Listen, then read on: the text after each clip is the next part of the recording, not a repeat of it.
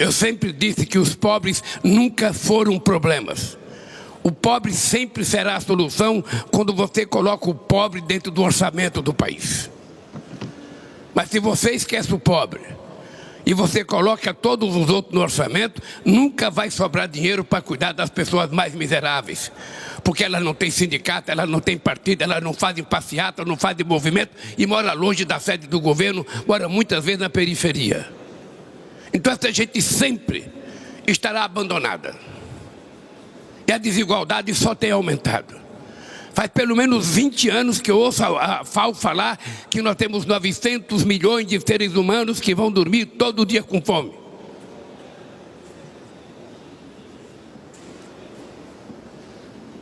Como é que nós vamos resolver isso se nós não discutimos isso? E nós vamos fazer, no dia 12 de agosto, um grande encontro no estado do Pará, com todos os presidentes da América do Sul, que compõem toda a região da Amazônia, para que a gente possa formar uma proposta para levar para a COP28 nos Emirados Árabes. Certamente nós vamos querer conversar com o Sudão, com o Congo, certamente nós vamos conversar com a Indonésia, porque nós queremos compartilhar uma proposta única entre os países que ainda mantêm grandes florestas em pé. Nós queremos fazer disso um patrimônio, não apenas de preservação ambiental, mas um patrimônio econômico para ajudar os povos que moram na floresta. Nessa floresta brasileira nós temos 400 povos indígenas. E desses 400 povos indígenas, nós temos 300 idiomas. E nessa mesma região, nós enfrentamos muitas adversidades.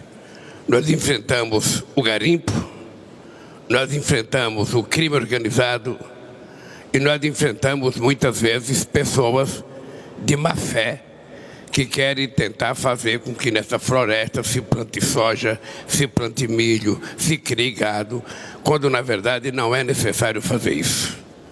Os empresários responsáveis sabem que é errado e sabem que isso vai causar um problema muito sério aos produtos que eles têm que vender para outros países.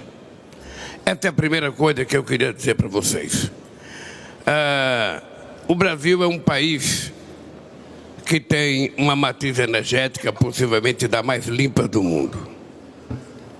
No campo do setor de energia elétrica, 87% da energia brasileira é renovável, contra 27% do restante do mundo. Em se tratando de todo o conjunto da energia, 50% da energia brasileira é renovável, enquanto o resto do mundo só tem 15% de energia renovável. Isso significa que nós estamos caminhando para cumprir a nossa famosa proposta de campanha, que é chegar ao desmatamento zero em 2030. E nós não temos apenas a Amazônia para cuidar. Nós temos o bioma do Cerrado, nós temos o bioma da Caatinga, nós temos o bioma do Pantanal, nós temos o bioma da Mata Atlântica. São 5 grandes biomas que nós temos que lutar, porque todos eles são vítimas de ataques todo ano. Ora por fogo, ora por excesso de chuva e ora por gente predadora que quer plantar o que se não deve plantar lá. Eu não vim aqui para falar somente da Amazônia. Eu vim aqui para falar que, junto com a questão climática, presidente Macron, nós temos que colocar a questão da desigualdade mundial. Não é possível que numa reunião entre presidentes de países importantes a palavra desigualdade não apareça. A desigualdade salarial, a desigualdade de raça, a desigualdade de gênero, a desigualdade na educação, a desigualdade na saúde. Ou seja, nós somos um mundo cada vez mais desigual e cada vez mais a riqueza está concentrada na mão de menos gente e a pobreza concentrada na mão de mais gente. Se nós não discutirmos dessa questão da desigualdade, e se a gente não colocar isso com tanta prioridade quanto a questão climática, ou seja, a gente pode ter um clima muito bom e o povo continuar morrendo de fome em vários países do mundo. Não é só na África não, é na América Latina, é no Brasil.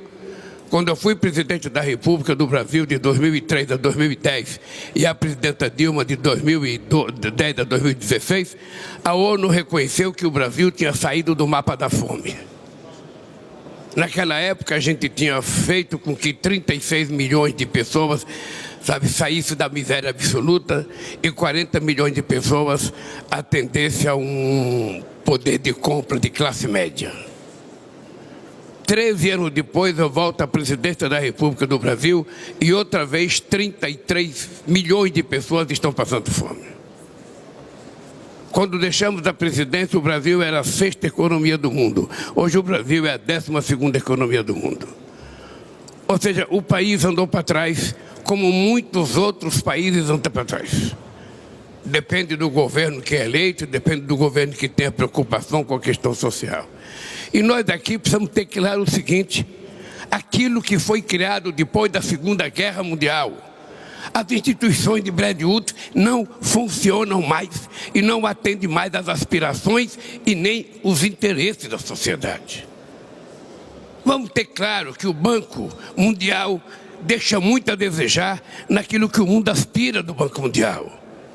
Vamos deixar claro que o FMI deixa muito a desejar naquilo que as pessoas esperam do FMI. E muitas vezes os bancos emprestam dinheiro e esse dinheiro emprestado é o resultado da falência do Estado. É o que estamos vendo na Argentina hoje. A Argentina, da forma mais irresponsável do mundo, o FMI emprestou 40 bilhões de dólares, 44 bilhões de dólares para um senhor que era presidente. Não se sabe o que ele fez com o dinheiro e a Argentina hoje está passando uma situação econômica muito difícil, porque não tem dólar nem para pagar o FMI. Então é importante que a gente tenha noção de que a gente não pode continuar com as instituições funcionando de forma equivocada. Mesmo o Conselho Nacional de Segurança da ONU, os membros permanentes não representam mais a realidade política de 2023. Se representava em 1945, em 2023 é preciso mudar. A ONU precisa voltar a ter representatividade, a ter força política. A ONU foi capaz de criar o Estado de Israel em 48 e não é capaz de resolver o problema da ocupação do Estado palestino. Então, se nós não mudarmos essas instituições, a questão climática vira uma brincadeira. E por que vira uma brincadeira? Quem é que vai cumprir as decisões emanadas dos fóruns que nós fazemos? É o Estado Nacional? Vamos ser francos, quem é que cumpriu o protocolo de Kyoto? Quem é que cumpriu as decisões da COP15 em Copenhague? Quem é que cumpriu o Acordo de Paris? Ou seja, e não se cumpre porque não tem uma governança mundial com força para decidir as coisas e a gente cumprir. Se cada um de nós sair de uma COP e voltar para aprovar as coisas dentro do nosso Estado Nacional, nós não iremos aprovar. Então é preciso ter clareza que se a gente não mudar as instituições, o mundo vai continuar o mesmo. Quem é rico vai continuar rico, quem é pobre vai continuar pobre. É assim. E eu falo isso com pesar, porque eu tenho uma experiência riquíssima de como é fácil a gente governar para os pobres. Como é que nós vamos resolver esse problema da desigualdade se a gente não discuta a desigualdade? Eu sou daqueles, mas com que aprendi que muitas vezes a classe política do mundo só valoriza o pobre em época de eleição. Em época de eleição, o pobre é o patrimônio mais importante de um país. Depois das eleições, o pobre é esquecido e a vida segue. Então é importante, e eu quero te dar os parabéns por esse encontro aqui. Eu, por exemplo, conheci um plano feito pela União Africana chamado FIDA. Era um plano que previa investimento de 360 bilhões de dólares para investimento em infraestrutura em todo o continente africano. Se o mundo desenvolvido que o mundo desenvolvido resolvesse financiar empresas para construir as necessidades de infraestrutura daquele plano, a África já teria dado um salto de qualidade na infraestrutura. Ontem nós ouvimos o presidente do Congo falar do Rio Congo. Pelo que eu sei, o Rio Congo daria para fazer pelo menos 3 Itaipu, que é a maior hidrelétrica do Brasil. Mas não tem nenhuma, porque não tem dinheiro e porque não tem financiamento. E nós precisamos parar, de a nível internacional, de fazer proselitismo com recurso. Ah, eu vou ajudar essa coisinha aqui, eu vou ajudar essa coisinha ali, quando na verdade nós precisamos dar um salto de qualidade. É de fazer investimento em coisas estruturantes que mudam a vida dos países. É para isso que eu estou otimista com a criação do Banco dos BRICS. É para isso que eu estou otimista com a possibilidade de criar o Banco do Sul. É para isso que eu estou otimista da gente discutir moeda de comércio. Por que se acabou com a Organização Mundial do Comércio? Vamos ver se todo mundo aqui se lembra como é que acabou a Organização Mundial do Comércio. Tinha eleição nos Estados Unidos em 2009. E por isso o presidente Bush se afastou da Organização Mundial do Comércio e o acordo que estava quase para ser feito não foi feito e nunca mais os Estados Unidos voltou à Organização Mundial do Comércio. Eu imaginei que o Obama iria votar assim que tomasse posse e não votou. E a Organização Mundial do Comércio hoje faz muito pouco. E é por isso que nós temos a volta do protecionismo. Quem é que não lembra a discussão do G20 em Londres, quando a gente discutia para evitar o protecionismo, quando a gente discutia que os países ricos teriam que fazer investimento nos países de desenvolvimento e nos países pobres? O que aconteceu? Os países ricos voltaram a fazer protecionismo. E nós estamos vendo a pobreza crescer em todos os continentes. Eu vou dar o exemplo do meu país. Eu tinha muito orgulho de ter saído do mapa da fome com a presidenta Dilma em 2012. E tenho muita tristeza que voltei à presidência da República agora. O meu país estava pior do ponto de vista democrático, porque tinha um fascista governando o país. Estava pior do ponto de vista educacional, porque não tinha dinheiro investido nas universidades. Estava pior do ponto de vista social, porque não tinha política social. Estava pior do ponto de vista econômico. E nós agora temos que fazer tudo o que já tínhamos feito. Tudo que nós fizemos entre 2003 e 2016, nós vamos ter que refazer tudo para o país voltar a crescer. A única coisa que eu quero dizer para vocês nessa reunião é que a questão climática não é uma coisa secundária. E por isso o Brasil vai levar a cabo o controle do desmatamento. Por isso nós vamos colocar isso como uma questão de honra de até 2030 a gente acabar, com o desmatamento na Amazônia. O Brasil tem 30 milhões de hectares de terras degradadas, não precisa cortar uma árvore para plantar um pé de soja, um pé de milho ou criar um gado. É só recuperar as terras degradadas. E aí nós precisamos tratar dos acordos internacionais, dos acordos comerciais. Os acordos comerciais têm que ser mais justos. Eu estou doido para fazer um acordo com a União Europeia. Mas não é possível, a carta adicional que foi feita pela União Europeia não permite que se faça um acordo. É preciso, nós vamos fazer a resposta. E vamos mandar a resposta, mas é preciso que a gente comece a discutir. Não é possível que nós temos uma parceria estratégica e haja uma carta adicional fazendo ameaça a um parceiro estratégico. Como é que a gente vai resolver isso? Eu, se pudesse, ia pegar o chanceler alemão, ia levá-lo para ser ministro de Minas e Energia no meu país, para ele poder transformar todos os nossos minérios em produtos, para exportar produtos acabados e não apenas minério. Foi a melhor coisa que eu ouvi aqui ontem no jantar e hoje aqui nessa reunião. Porque é verdade, nós somos exportadores de matéria-prima e não ficamos com o resultado daquilo que nós produzimos. Em muitos lugares do mundo, as empresas que retiram o minério sequer reflorestam a floresta. deixo um buraco e vou embora. Então, eu quero dizer para vocês que eu votei depois de 3 anos da presidência da República. Todo mundo sabe que eu tenho 77 anos de idade. Mas a minha vontade de fazer as coisas é como se eu tivesse 30 anos de idade.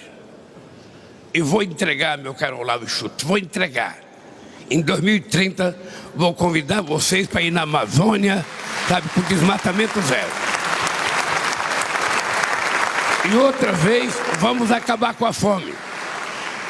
A Dilma sabe o que nós fizemos para acabar com a fome. Ela agora é presidenta do Banco dos BRICS, ela agora pode preparar lá a caneta para assinar os empréstimos para o Brasil e para outros países mais pobres, porque nós vamos fazer a diferença. E tem gente que se assusta quando eu falo que é preciso criar novas moedas para a gente fazer comércio. Eu não sei por que Brasil e Argentina têm que fazer comércio em dólar. Por que a gente não pode fazer nas nossas moedas? Eu não sei porque Brasil e China não podem fazer as nossas moedas. Por que eu tenho que comprar dólar? Então essa é uma discussão que está na minha pauta. E se depender de mim, ela vai acontecer na reunião dos BRICS, que será em setembro. E vai acontecer também na reunião do G20, porque nós vamos precisar colocar mais companheiros africanos para participar do G20, como vocês estão fazendo no G7. Ou seja, esses fóruns não podem ser um grupo de luxo, a elite política. Não, nós temos que chamar os desiguais, os diferentes, para que a gente possa atender à pluralidade dos problemas que o mundo tem. Todos nós temos como parâmetro o que aconteceu na União Europeia. Você sabe, Macron, que eu acho que a construção da União Europeia foi um patrimônio democrático da humanidade. Depois de 2 guerras mundiais, vocês conseguiram construir a União Europeia, conseguirem fazer um parlamento, conseguirem viver com divergência, mas discutindo as coisas democraticamente, é uma coisa que eu quero para a América do Sul. É uma coisa que eu acho que nós precisamos. A União Africana, ela está muito mais organizada do que nós na América Latina. Muito mais organizada.